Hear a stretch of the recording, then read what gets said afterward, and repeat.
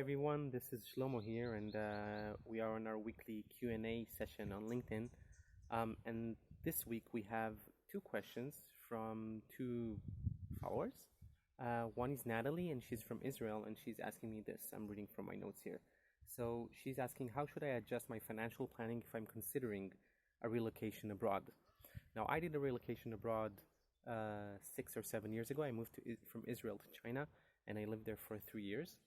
And now I'm back in Israel, though we're still doing long vacations in various places around the world, but not as long as those 3 years in China, just those several months. But for a longer relocation, there are definitely a few things that you need to consider. And I'm going to go one by one. I'm looking at my notes here. So Natalie, one is obviously your monthly costs. I mean, there could vary very much from the ones that you have here or wherever you are now. You need to figure out what's your salary is going to be, what is going to be, and how much expense data over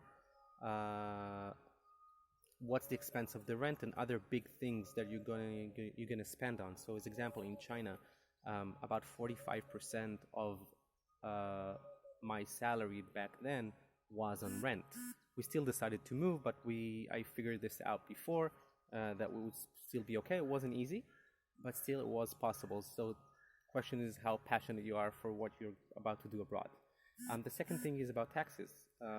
Tax rates varies in different places around the world, and there are tax agreements between the country that you're resident in and the country that you're moving on. Not every time, not with every country, so you need to check that. The thing is that also sometimes tax rate for foreigners in a country and for locals are not the same, so find out about those as well. Also, find out what's your status back home in terms of health insurance. So example, in Israel, we decided to keep paying it, so just as an emergency, there is a good coverage, and the worst thing that can happen, we can go back home and we can go back to Israel and get the best treatment here. But the thing is that you still need to pay for that, so this is something to consider. So check the status of that, and if you're staying for a longer and longer time, sometimes they won't accept you anymore for that national health insurance. What are your benefits? That's another thing. What are your benefits when you are returning? If you're going for a long time, sometimes there are benefits for returning citizens to their home country, so check that out. Now, here's something that many people don't consider, and these are investments. If you're moving to a new place, you have a great opportunity to finding out what are good investment opportunities on that country. Maybe specifically saying real estate. So when we were in Portugal, as an example, a few months ago, I checked the real estate investment scene there and saw what are the investment, what are the ROIs on this, what the return on investment is, and if I should do it or not. Eventually I decided not to do it. I saw that it's I can't say it was complicated. I didn't have the time for that.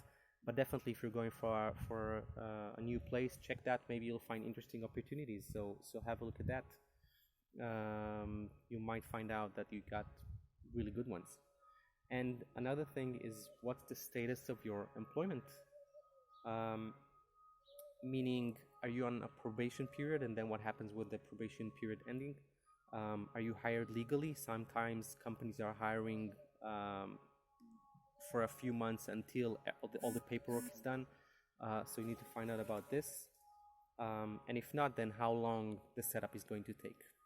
That's it for this week. Thank you very much, and join me every week on Monday for LinkedIn. And I also have a live session on Wednesday on Instagram. That's @FreeFinancialSelf. Cheers.